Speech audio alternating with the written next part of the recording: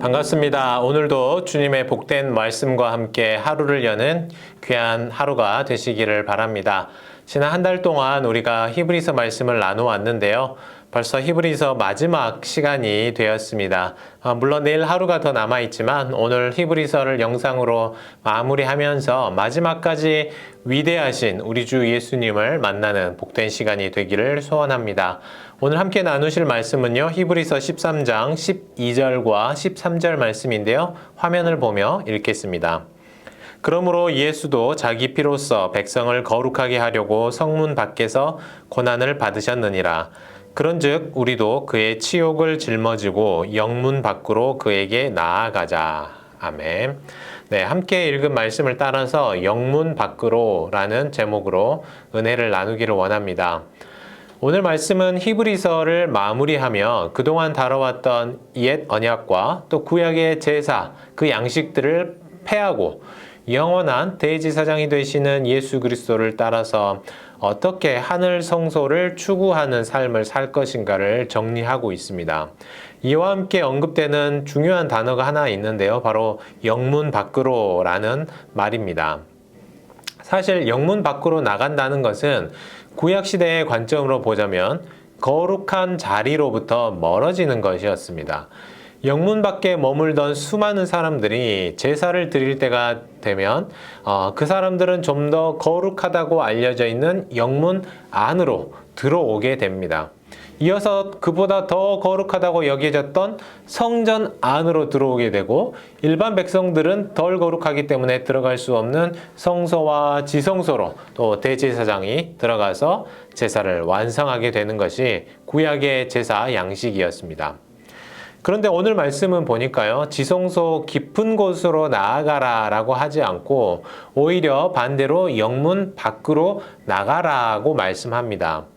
영문 밖으로 나간다면 성소와는 멀어지는 것이겠죠. 참 어려운 말씀입니다. 이 책의 1차 독자로 여겨지는 히브리 출신의 그리스도인들이 듣기에는 조금 도전이 되는 말씀이었을 것 같습니다. 예수 그리스도를 붙잡고 오히려 성전 깊숙이 들어가서 하나님을 만나야 할 것 같은데 히브리서 저자는 오히려 반대로 나가라고 하고 있기 때문이죠.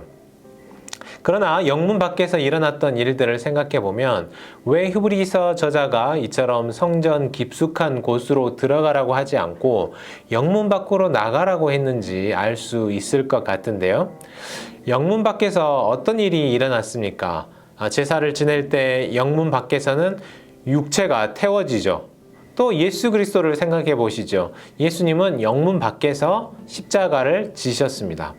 거룩하다고 알려진 예배의 자리 성소 한가운데서 지성소가 아니라 바로 예수님은 영문 밖에서 십자가를 지셨습니다. 그래서 우리가 이 땅에서 내 눈에 보이는 성전 예배가 아니라 하늘 성소를 섬기고 그 앞에 나아가기 위해서는 우리의 참된 제사장이 되시는 예수 그리스도를 따라야 하는데 바로 그분이 걸으셨던 곳, 새 예루살렘이 시작되는 곳, 십자가를 지셨던 곳, 바로 영문 밖에서 시작된다는 사실입니다. 잘 아시다시피 십자가는 주목받는 자리는 아닙니다. 물론 많은 사람들이 십자가에 매달린 사람을 구경하듯이 몰려들었지만 그 자리는 주목받고 대접받는 곳이 아니었습니다. 오히려 감추고 싶고 보여주고 싶지 않은 자리였어요.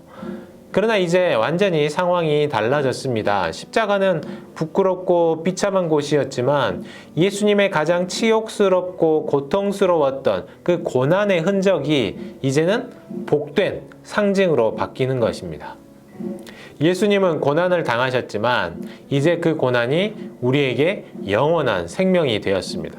하나님께 올려드리는 그 그리스도인들이 따라야 하는 제사는 바로 이렇게 영문 밖에서 자기의 삶으로 자식의 육신을 직접 드렸던 예수님의 십자가 제사를 본받아야 하는 것입니다.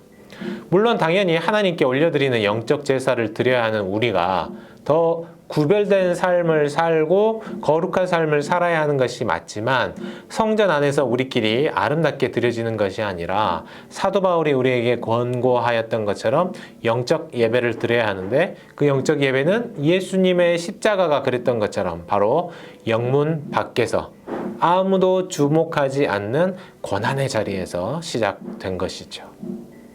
성경은 이제 우리에게 산 제사를 드리라고 합니다. 바로 십자가에서 자기 몸을 들이신 예수님을 본받는 것입니다.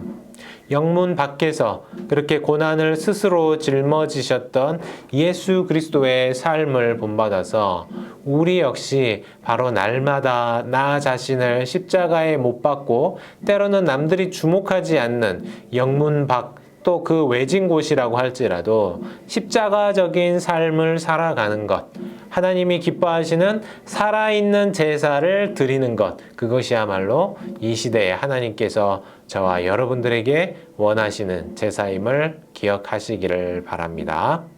하나님께 기도 올리겠습니다. 할렐루야.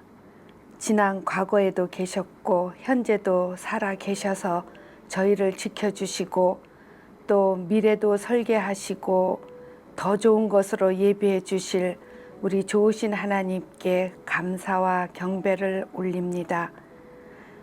그동안 빈내리 긴긴 이민의 역사 속에서 반석 위에 세워주시며 하나님을 섬기게 하셨음에 또한 다시 감사를 드립니다. 이제 지금은 그 시절의 1세대 어르신들께서 하나님의 비전을 보게 하시고 한 마음으로 따라가게 하시니 감사합니다. 건축위원회를 세워주시고 하나님의 일꾼들을 세워주셔서 기도하면서 세심히 차근차근 의논하며 지금까지 진행하도록 함께 하셨음에 감사드립니다. 먼저 큰 기도 제목이었던 이 건물 매매 속에도 하나님의 이끄심이 계셨음을 고백하며 감사드립니다. 코람데어 기독교 학교에도 축복하실 것을 믿고 크로징 하기까지도 무난할 것을 믿으며 감사드립니다. 교회가 매매되면 걱정하였던 예배 장소도 큰 무리 없이 진행된 것을 믿으며 감사드립니다. 새 부지의 마스터 플랜도 하나님의 계획 속에 있게 하여 주세요. 건축 시작부터 완성까지 하나님을 두려워하는 신실한 회사를 찾게 하여 주세요. 하나님으로부터 온 지혜의 달란트인 기술과 노련한 경험을 갖춘 건축 회사와도 잘 계약되기를 간절히 기도합니다. 지금 현재 진행 중인 우리 교회 여러 프로그램도 하나님의 계획된 플랜이 되게 하셔서 우리 목사님을 중심으로 온 성도님들이 꾸준히 믿음이 성장하게 하여 주세요. 내 지식을 높이는 것이 아니라 오직 하나님의 이름만을 높이는 데 사용받게 하여 주세요. 오늘 새벽에 주시는 하나님의 말씀 속에 감사가 넘쳐나게 하시고 회개가 있게 하여 주셔서 하나님 마음에 드는 자로 거듭나게 하여 주세요. 전심으로 이 새벽에 모여 읊조리며 기도하는 사랑하는 우리 성도님들을 기억하여 주시고 축복하여 주실 것을 믿으면서 알파와 오메가 되시는 예수님 이름으로 기도 올립니다. 아멘.